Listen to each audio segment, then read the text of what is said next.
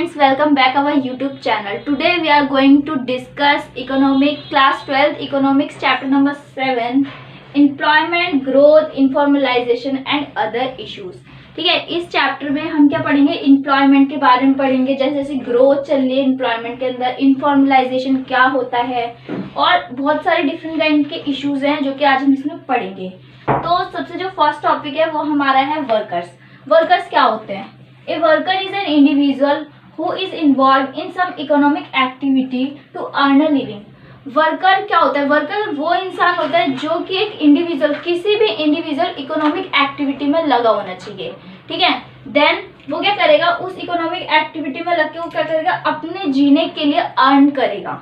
वो एक वर्कर होता है। ठीक है, जो वर्कर उसे बोलेंगे जो किसी भी इकोनॉमिक एक्टिविटी में लगा होगा और वो अपने जीवन के लिए, अपनी लाइवलीहुड के लिए कमाएगा। ओके, वो वर्कर होगा।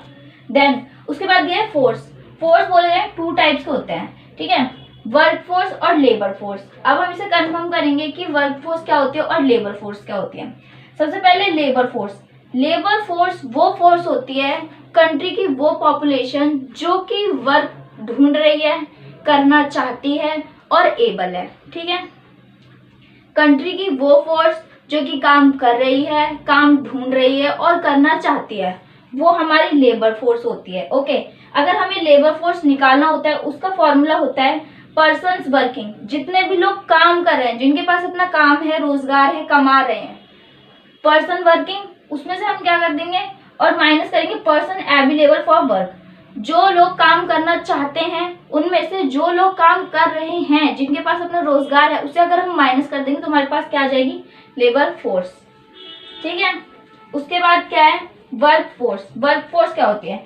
वर्क फोर्स क्या होती है? वर्क फोर्स ये होती है जो जितने भी लोग हैं जो काम चाहते हैं, बट उनमें से जितने लोगों को काम मिल रखा है और जो कर रहे हैं, जिनके पास अपना रोजगार है, वो वर्क फोर्स होती है क्योंकि वो काम कर रही है। ठीक है, वर्क फोर्स में क्या होता है, वर्क फोर्स में एम्प्लॉयड पीपल जो होते हैं वो लगे होते हैं कुछ। ठीक है, अनएम्प्लॉयड पीपल जिनके पास वर्क नहीं है, तो अनएम्प्लॉयड पीपल निकालने के लिए क्या करते हैं, लेबर फोर्स। जितने भी लोग काम चाह रहे हैं, करना चाहते हैं, कर रहे हैं, ठीक है, और जिनके पास काम नहीं है, करना चाह रहे हैं पर काम नहीं है, वो तो लेबर फोर्स पे आएंगे। लेकिन हमें अनएम्प्लॉयड पीपल चाहिए, तो हम क्या करेंगे, लेबर फोर्स में से जो लोग काम कर रहे हैं, वर्क फोर्स माइनस कर देंगे, देन हमारे पास अनएम्प्लॉयड पीपल आ जाएंगे। जितने लोग काम करना चाह रहे हैं और जिनके पास काम है, जिनके पास काम है वो हम माइनस कर देंगे जितने लोग काम करना चाह रहे हैं, तो उसमें से उतने लोग बचेंगे जिनके जो काम करना चाह रहे हैं पर उनके पास काम नहीं है।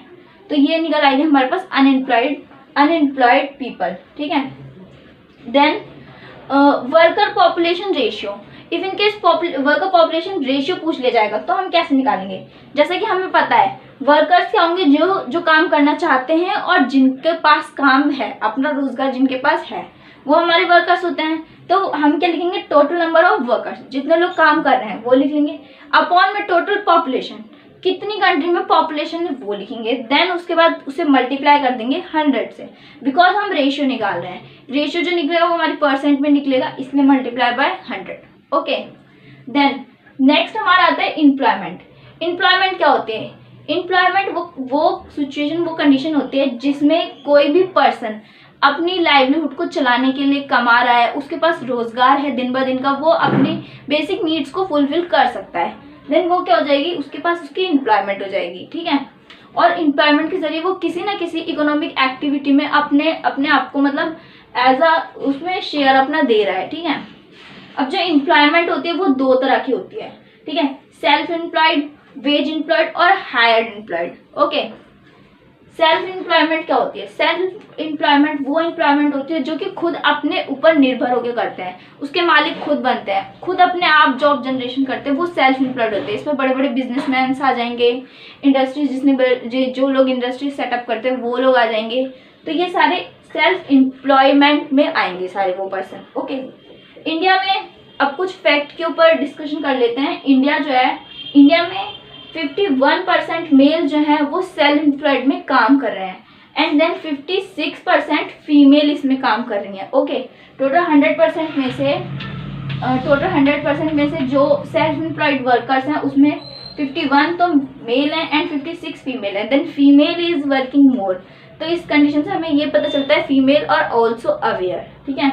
देन वेज एम्प्लॉयमेंट और हायर एम्प्लॉयमेंट, इनमें क्या करते हैं, वर्कर्स को हायर करते हैं। अब इन्होंने अपनी बिल्डिंग इंडस्ट्रीज बना ली, लेकिन उसके अंदर अब वो काम अकेले तो कर नहीं सकते, इन्हें कोई भी बिजनेस खोला है, तो अब इन्हें एम्प्लॉयज जो है वो हायर करने पड़ेंगे।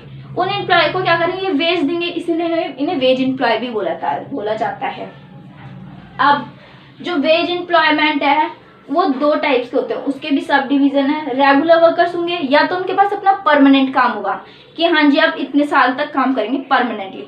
कुछ होते हैं कैजुअल वर्कर। कैजुअल वर्कर वो वर्कर्स होते हैं जिनके पास कुछ टाइम पीरियड के लिए काम होता है, देन वो फ्री बैठ जाते हैं। ओके, मान लीजिए कोई भी गवर्नमेंट का काम चल रहा है, कोई भी कंस्ट्रक्शन से रिलेटेड, देन उस टाइम लेबर चाहिए होगी, फोर्स चाहिए होगी, तो जितने टाइम तक तो कंस्ट्रक्शन का वर्क चलेगा उतने टाइम तक तो उनके पास रोजगार रहेगा, तो वो तो कैजुअल हो जाएंगे फिर उसके बाद, क्योंकि जब बन जाएगी सड़क उसके बाद कोई भी काम नहीं बचेगा, तो कुछ टाइम पीरियड के लिए उन्हें खाली बैठना पड़ेगा, ठीक है, तो वो कैजुअल वर्कर्स होते हैं, ठीक है। अब क्या है, रेगुलर वर्कर्स जो है, रेगुलर वर्कर्स में मेल और फीमेल, मेल जो है वो 20% अपना मतलब शेयर देते हैं, and then female 13%। Same as जो कैजुअल वर्कर्स है उसमें मेल जो है वो 29% अपना शेयर देते हैं, and female 31%। You can see here was also जो कैजुअल वर्कर्स होते हैं उसमें भी फीमेल ज़्यादा से ज़्यादा अपना शेयर दे रही है इकोनॉमिक में, ठीक है। उसके बाद हमारा पॉइंट है जॉबलेस ग्रोथ। जॉबलेस ग्रोथ क्या होती है, जॉबलेस ग्रोथ का कहने का मतलब ये होता है, जॉबलेस ग्रोथ ऐसी सिचुएशन होती है जिसमें क्या होता है, कंट्री की जो प्रोडक्शन होती है वो तो कंटिन्यूअसली बढ़ती रहती है, ठीक है। प्रोडक्शन हम बोलते हैं कि भाई एक कंट्री डेवलप तब होती है जब उसका प्रोडक्शन अच्छा होता है, अच्छे से ट्रेड करती है एक दूसरी कंट्री के साथ। लेकिन अब जब प्रोडक्शन तो अच्छे से हो रहा है, हम मान रहे हैं हमारी जीडीपी बढ़ रही है, इकोनॉमी की ग्रोथ हो रही है, प्रोडक्शन अच्छा हो रहा है, तो लेकिन जॉबलेस ग्रोथ वो ग्रोथ होती है जिसमें प्रोडक्शन तो कंटिन्यूअसली बढ़ती है, लेकिन जो लोग होते हैं वो कंटिन्यूअसली अनएम्प्लॉयड हो जाते हैं। जैसे कि इसका मेन रीजन जो है वो मॉडर्न टेक्नोलॉजीज है। मान लीजिए जो वर्कर्स किसी एक कंपनी में पहले 10 वर्कर्स काम करते थे, ठीक है, अब उस काम को करने के लिए कोई मशीन आ गई है जो उन वर्कर्स से काफ़ी अच्छा काम कर सकती है और काफ़ी कम टाइम कंज्यूमिंग है, तो जो भी मालिक होगा वो उस मशीन को ला के रख लेगा। देन जो वो मशीन है उसको चलाने के लिए सिर्फ 2 ही वर्कर्स चाहिए, तो वो 10 वर्कर्स को माइनस कर देगा क्योंकि उनके अकॉर्डिंग तो वो मशीन काम कर लेगी, तो सिर्फ जो 10 वर्कर्स हैं उसमें से बाकी 8 तो अनएम्प्लॉयड हो गए, लेकिन प्रोडक्शन कंटिन्यूअसली बढ़ रहा है, ठीक है, प्रोडक्शन कंटिन्यूअसली बढ़ रहा है, लेकिन जो 8 लोग हैं वो अनएम्प्लॉयड हो गए, तो वो जॉबलेस ग्रोथ होती है, जिनके पास जॉब होते हुए भी उनकी जॉब चली जाती है, ठीक है। तो ये पार्ट हमने कवर अप कर लिया, आप इसे नोट कर सकते हैं। रोक दे।